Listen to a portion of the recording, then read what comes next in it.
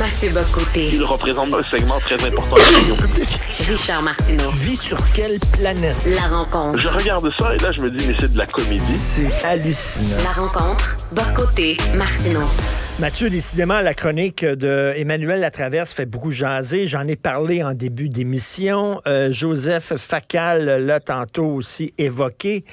Tu veux revenir un peu là-dessus? Je ne sais pas si tu l'as lu, elle, mais tu as un propos similaire, c'est-à-dire que toute la crise au Parlement canadien vient du fait que on ne pose pas de questions lorsque quelqu'un qui appartient à une minorité parle. Parce que cette personne-là, on présuppose qu'elle a une autorité morale. Donc, c'est un Ukrainien. C'est un Ukrainien, donc ça doit être une bonne personne. Moi, ce qui me frappe là-dedans, c'est d'abord l'ignorance historique. On se demande quelquefois à quoi ça sert l'histoire, à quoi sert la littérature, à quoi sert la philosophie. Ce qu'on peut apprendre, c'est que l'histoire dans ce cas-là, ça apprend à ne pas faire d'erreurs diplomatiques lorsqu'on reçoit Zelensky au Parlement canadien. Il faut simplement ouvrir minimalement ses antennes historiques. Un Ukrainien qui a pris les armes contre la Russie au moment de la Deuxième Guerre mondiale a nécessairement, sauf des exceptions vraiment mineures, pris l'uniforme allemand. Puis pas n'importe quel uniforme allemand. D'où venaient les légions étrangères au moment de la Deuxième Guerre mondiale? Ils ne rentraient pas dans la Wehrmacht, ils rentraient dans la Waffen-SS. Et il y avait différents régiments venant de différentes nationalités qui composaient la Waffen-SS. Donc ça, c'est une donnée de base historique. Ensuite, si on a un minimum de connaissances historiques, on se dit, OK, mettons qu'on voudrait faire des nuances, mettons qu'on voulait faire ça. On se dirait, OK, mais les Ukrainiens qui ont subi l'Holodomor dans les années 30, c'est une tentative de génocide de l'URSS contre les Ukrainiens, un génocide par la faim. Ils ont accueilli, en 41, les Allemands presque comme des libérateurs, entre guillemets. Mais le problème, c'est qu'ils accueillent, quelle que soit la manière dont ils les accueillent, ils accueillaient l'Allemagne nazie. Donc, quelles que soient les nuances, puis que les Ukrainiens, quand ils voient leur histoire, ils disent c'est plus compliqué que ça, embarquez-nous pas dans une histoire trop simplifiée. Donc, d'un point de vue canadien, ce qui est évident, c'est que cette histoire, elle est très claire, vous avez servi sous la bannière du Troisième Reich. Dès lors, ça c'est juste la base, là, on appelle ça la connaissance historique. Mais puisqu'on a une classe politique généralement composée de pieds-nickelés, généralement composée d'incultes, généralement composée de gens qui connaissent très, très peu l'histoire, on a ce couac, ce fiasco diplomatique devant nous, premièrement. Ensuite, si on laisse de côté la question de l'histoire, ce qu'on voit aujourd'hui, c'est que c'est un pays avec une absence d'identité. Donc, au Canada, qu'est-ce qui s'est passé avec le multiculturalisme depuis 50 ans? Chaque communauté est invitée à développer sa propre mémoire, sa propre identité, à se définir d'abord dans ses propres codes folkloriques ou culturels, et ensuite simplement dans le référent politique canadien. Mais le référent politique canadien, c'est un référent vide. C'est la Charte des droits, c'est le patriotisme constitutionnel de 1982, mais c'est un pays sans histoire, au sens, finalement, ce que Durham a dit des Canadiens français, c'est vrai pour le Canada. C'est un pays en lévitation post-historique et post-identitaire. Bon, tout ça, c'est heureux. Ça va bien quand on est dans une situation historique tranquille. Ça arrive des temps tranquilles, là. Mais là, on n'est pas dans une situation tranquille aujourd'hui. On est dans une époque tragique. Et qu'est-ce qu'on a vu? Et là, je le résume en 3 temps. Il y a quelques mois, la question de l'ingérence chinoise.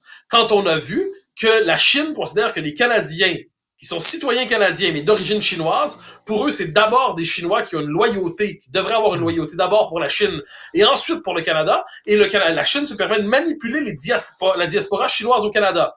Ensuite, la question en Colombie-Britannique, avec le leader sikh, qui est un Canadien de nationalité, mais qui est un leader indépendantiste radical sikh, et l'Inde a dit, on va régler le problème ici. Donc, on a importé les problèmes indiens au Canada, à coup de vagues migratoires venant de ce coin-là du monde, et on a désormais, ce sont nos problèmes on a importé leurs problèmes pour en faire les nôtres.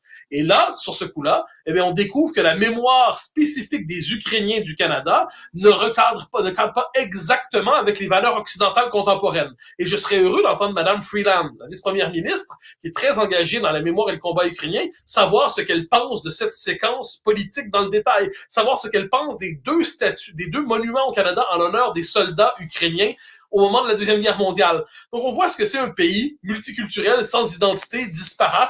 C'est un pays multiconflictuel. Mais écoute, on a l'air fou parce que là, on a amené M. Zelensky à applaudir un nazi, ce qui a fait le bonheur des Russes qui ont sauté là-dessus comme la misère sur le pauvre monde en disant, regardez, on le disait, là, on entre en Ukraine pour purger l'Ukraine des nazis. Ben, on le voit, Zelensky se lève pour applaudir un nazi. C'est une gaffe diplomatique internationale épouvantable. Ouais, mais ça, c'est ce qu'on pourrait appeler le ticounisme canadien. Tu sais, le Canada est un pays avec une personnalité internationale ticoune. Donc, on l'a vu quand Justin Trudeau a fait sa déclaration en Chambre pour dénoncer l'Inde pour l'assassinat dont on a parlé la semaine dernière. On comprend le geste moral, mais quand on est en rapport diplomatique avec l'Inde, on voit de quelle manière poser. Tu sais, la première journée, il dénonce, la deuxième journée, il cherche à ramener à la baisse sa dénonciation. C'est une absence de sens politique assez fascinant. Ensuite, sur ce coup-là, on a l'air des ticlins. Et là, je me faisais poser la question aujourd'hui, me promenant à Paris. On me dit, le Canada applaudit un nazi. J'ai dit, un instant. C'est pas du philo-nazisme canadien. C'est de l'ignorance canadienne. C'est de la bêtise canadienne. C'est l'insignifiance absolue de ce pays qui n'a pas d'identité propre et qui, de ce point de vue-là, applaudit quelqu'un dès qu'il porte la bannière des minorités. Et ça, je pense qu'on a là des ticailles à l'échelle de l'histoire. Mais c'est pas surprenant. C'est pas surprenant. Le Canada, là-dessus, confirme sa réputation de joueur mineur. On laisse entrer des radicaux. Tu sais, là, on a appris, c'est comme si le Canada apprenait que, hey, il y a des musulmans qui sont contre les gays. Il y a des musulmans qui sont contre les trans. On vient d'apprendre ça cette semaine, là. On laisse rentrer des radicaux de façon totalement naïve, mais par contre, s'il y a des Québécois qui veulent se séparer de façon démocratique, là, par contre, on les fout en prison. Sans avoir d'avocat, on met sur pied des escouades chargées de les espionner et tout ça, tu sais, dur envers des gens qui veulent perturber le statu quo de façon démocratique, mais mou envers des immigrants qui veulent perturber le statu quo de façon violente. Particulier. Oui, non, mais on le voit. On comprend du point de vue de la raison d'État canadienne. Il y a un problème au Canada, faut jamais se tromper, c'est l'existence d'un mouvement sécessionniste organisé qui pourrait, si les circonstances le permettent, organiser un référendum entraînant la sécession d'une province importante et la fracture du pays en deux. Ça, c'est le problème géopolitique du Canada. Et du point de vue canadien, c'est 1000 fois plus important que les opinions radicales ou non des personnes issues de l'immigration. Ça, c'est la raison d'État canadienne. Ce qui est fascinant, c'est que le Canada, de ce point de vue, nous dit à quel point la démocratie lui importe peu. Parce que l'essentiel, c'est de combattre la tentation sécessionniste. Et pour ce qui est des minorités, quelquefois avec un discours assez marqué, ça, c'est secondaire. Ça compte pas.